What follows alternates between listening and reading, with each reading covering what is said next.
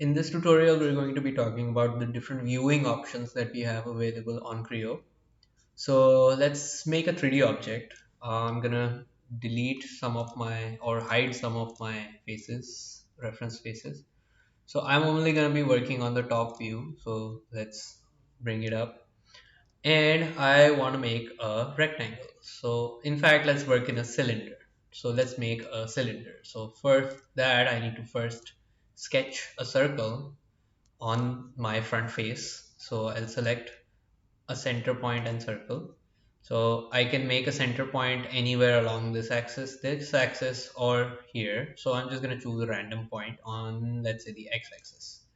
And if I go outwards, I create this circle. If I hit OK, and now my circle is created.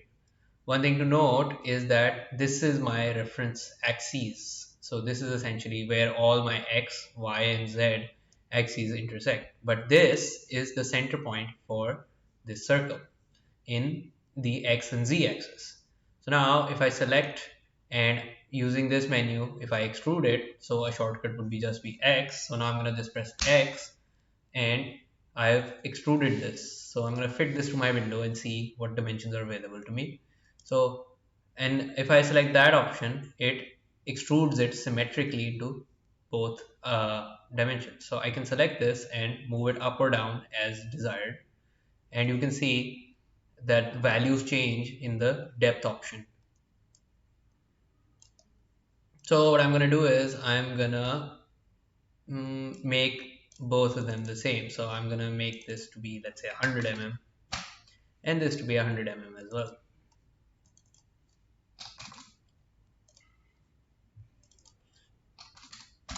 Okay, so now I'm satisfied with what I have. Another thing to note when extruding is you can extrude the whole solid. So in our case, the circle was the solid and we extruded it in both dimensions, both the positive and negative dimensions of the y-axis. We can also extrude the surface. So that means just the perimeter. So if you do that, we get like a hollow surface. All right. So in our case, we're just gonna stick with our solid.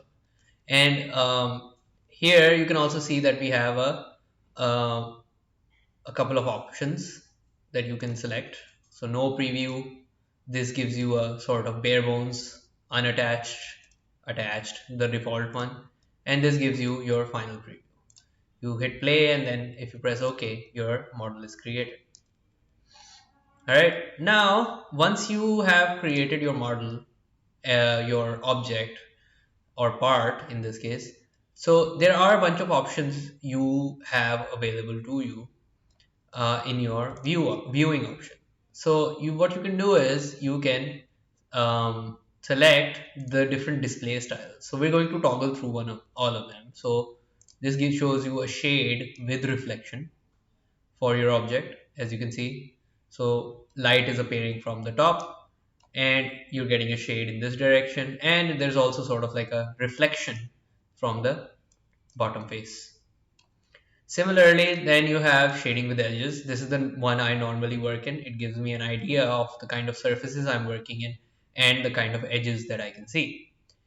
If you are not really concerned with edges, this might be more useful for you. You want to see the final shape, sort of how the surface looks.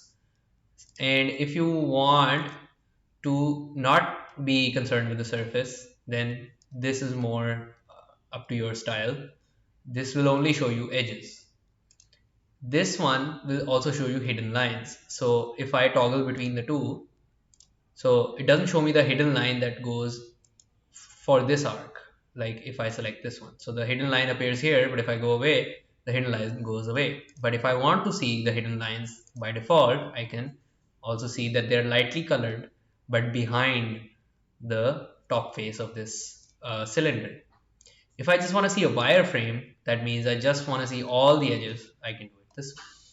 So these are the different kind of views that are available to you in uh, Procreate. And a perspective view also is like, so there's a vanishing point which is outside the screen, that is to your eyes, and it also sort of changes the perspective by which you're seeing things. So further things look smaller, but closer things look bigger.